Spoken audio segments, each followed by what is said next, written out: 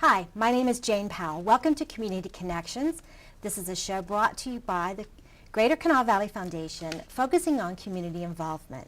Today we have a very special guest and a dear friend of mine, Asley Orr from Good News Mountaineer Garage. Welcome, Asley. Hi, Jane. Thank you. Executive Director. I left out your title. That's Pardon okay. me. So I'm anxious to hear more and to share with other people all the news about Good News Mountaineer Garage. Tell me a little bit about the organization. Let's start there. Well, we are a statewide nonprofit organization. We serve every county in West Virginia, which we're very proud to do. And what we do simply is we take in donated vehicles, we make necessary repairs to those vehicles, and then we give them back to clients referred to us through the West Virginia DHHR's West Virginia Works program. These vehicles are intended to get folks around our state who need transportation help to get to job or job training. In a rural state like West Virginia, we know not having access to transportation can be a really big obstacle for people moving forward in their lives oftentimes, and so we help fill that need. You made that sound really simple, but I know it's not quite that simple. So let's just start back. Where do the cars come from? Well, they are donated to us from individuals, from organizations, from businesses. You know, West Virginia is such a giving state, and so people might have a car that they're ready to trade in, and they might think, I don't really want to go through the fuss of selling it. I'd like it to go and help someone else. And so it starts there with someone wanting to give their car. They can give us a call at 1-866-GIVE-CAR or visit our website, which is goodnewsmountaineergarage.com. We can help answer questions from there. Once it sounds like we might want to take the vehicle, and you know, by and large, we take almost any kind of vehicle. We have families who certainly need minivans. You know, most of the recipients of our vehicles are families with maybe 2 to 3 children in the home. They have to have a child in the home of 18 years or younger, at least. Oh, to qualify for to qualify program. to be referred to us. That's correct. So minivans are always helpful, and you know, just good vehicles. We need folks who maybe work construction sites, so trucks are useful for them. We have families who maybe their commute's a little bit farther than some other ones, and so an economic car is good for them. But we do try to keep it to cars around 20 years or less, age-wise, and around 200 to 220,000 miles. But again, each car is its own individual entity. Right. We understand that. So from there, if it sounds like it's a vehicle that we can use in our program, we arrange a time for the donor to either bring the car to us. Our main headquarters is in Charleston. We're over on the west side now. We also have staff people in Masontown, which is right outside of Morgantown, up north, and then in Hedgesville in the eastern panhandle. And that is something I just learned through my research for the show, Yes. that you do have other places in the state that can service people. So that's just, I mean, I know it's a statewide program, but I guess I just kind of hadn't connected those dots. Well, Good News started in 2001 and based mainly here in the Kanawha Valley. And then in 2005, with our grant funding through the DHHR, we were able to go statewide. And so not only to get the vehicles to those receiving them, but also be accessible for our donors too. We are spread throughout the state. Yeah, that's great. So if I have a car that I'm considering donating, are there some advantages for me to donate it? Absolutely. Not only are you doing something good to help another West Virginia Right. family, but if you itemize on your federal taxes, you can deduct the fair market value, which is the retail value of that vehicle if it's used in our program. So that's a big cost savings. yeah. That's you know, the fair market value is sometimes hundreds or thousands of dollars. And so that's, again, we send you a 1098-C letter for the IRS to let you know how we will use your car. We'll let you know if it's going to be used in our program. If we would bring the vehicle in and for some reason see that it has rust issues in the frame that won't pass safety inspection or something that we cannot value to fix on the vehicle, we do have the option to sell it at public auction, and the proceeds come back to help us repair other vehicles. At that time, the donor can still deduct what the vehicle sells for if they itemize on their federal taxes, with the very minimum being $500. So I think you said something that that would appeal to me as a donor. Okay. So if it's not in perfect condition, Yes, that's okay. you can still make minor repairs to it Absolutely. after I donate it. Absolutely. At our main facility here in Charleston, we moved into a new facility back in 2014, which combined office and garage spaces. We have three full-time mechanics Oh, on wow. staff. And then at our other sites, they're not working garages, but we partner with garages at other areas throughout the state. Yes, we can certainly make repairs to vehicles and get them back out on the road. And that's nice. Then once the car is donated to the family, Mm-hmm. I know that that's probably a very special moment when you kind of connect that family to their vehicle. I mean, I know how I feel when I get a new car, whether it's, you It know, is. brand new or new to me, that I'm pretty excited, so I can only imagine how they feel. That's exactly how I feel. It's not a brand new car, but it's new to this family, and Right. it is an answer to a stress in their life. You know, you're helping them just alleviate so much stress already in their life. If you think about your juggle day to day, you need to go here, there, you know, and get a phone call from school if your child is sick. Well, you know, how do you make it work if you're relying on friends or family for a ride everywhere? And so to have this gift from someone come into your life, it's an amazing thing. So one of the nice things that Good News has done for a long time is when the client receives the vehicle, we ask that they write a little thank you note to the donor of that vehicle.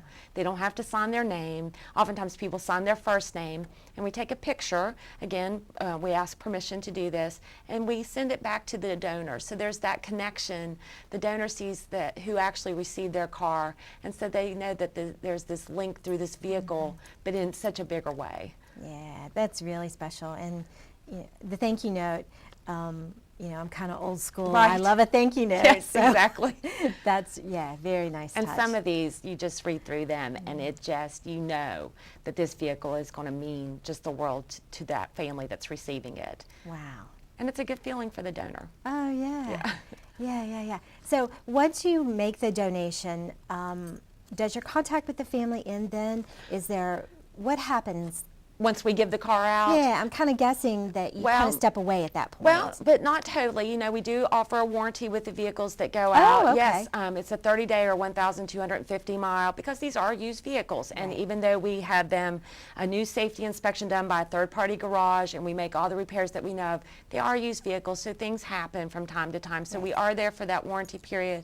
And we always tell folks we are a resource for them from here on out. If they, you know, it's their car to take care of, but if they take it to a garage and just want to double check with us, does this sound right, or do you have someone, we are always happy to be a resource. Right, because they're probably, that's a new experience It for is. them. A lot of times this is the very first car these families have ever owned. So when we give the car to the client who's receiving it, we do a quick orientation to make sure they knew the basics about that vehicle that they're receiving. You know, they know where the spare tire is, they know how to check the oil. We go over just basic maintenance that they're going to need to take on as now the car owner. Wow, really nice. So they do have to have that little class. That's kind of a prerequisite to Right, get in it's the just car, a, is you that know, a right? quick walk around and a quick orientation, but yes, that is part of our, you know, funding requirements, is that they at least have a basic knowledge of how to, you know, take care of that vehicle. The other thing that they are required to have is a valid driver's license, of course, and at minimum liability insurance before they receive a vehicle from us. Oh, yeah, I guess that's pretty important. Sorry, I didn't think that through, did I? Yes, I can understand where insurance is important.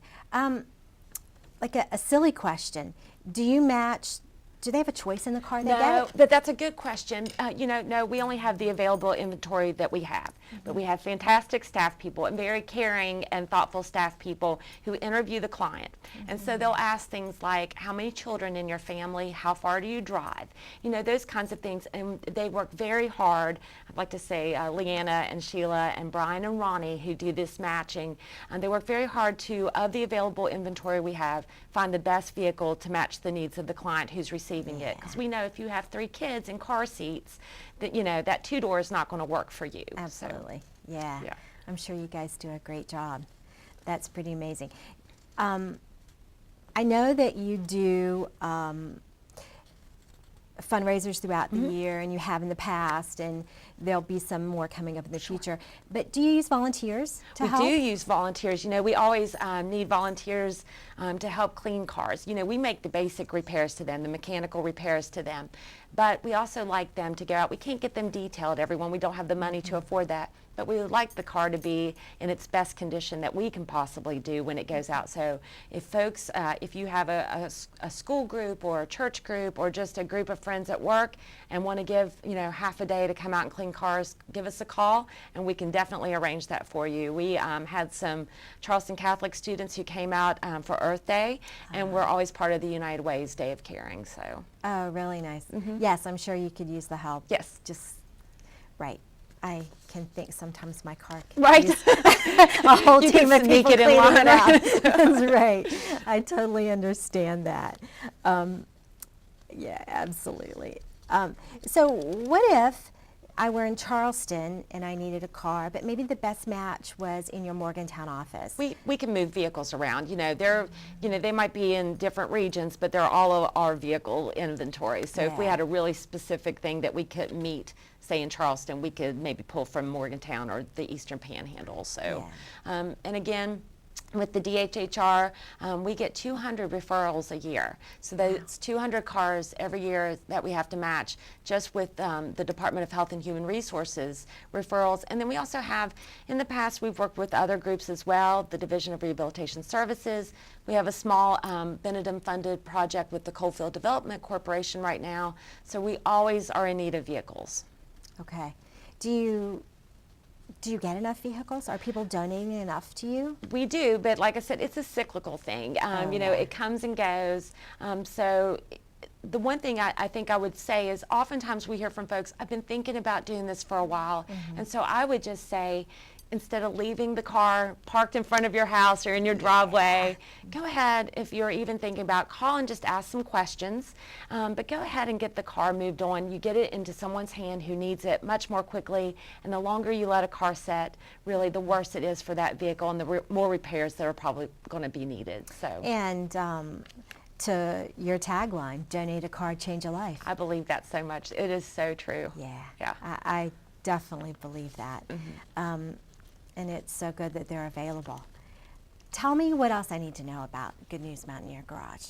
Well, again, I just love how our organization was formed. Long before I came on board, a group of people sat around and who had been doing community work in Lincoln County and in, Kanawha County and Boone County, and they realized, without safe, reliable transportation, even if someone wants to go to job or job training, it's a really big obstacle for them. And so they started thinking about ways, well, how can we make this work? And they actually contacted an organization called Good News Garage, which is in Vermont and serves New England. And they really helped share paperwork and, best practices and got us up and running all those many years ago. And so I just think that Good News is one of those great organizations that feels an actual, real, tangible need, that people need this. But it also, like so many good ideas, just started by a group of people who just came together and made it happen. Right. So I'm proud to be a part of that. Yeah, I totally understand.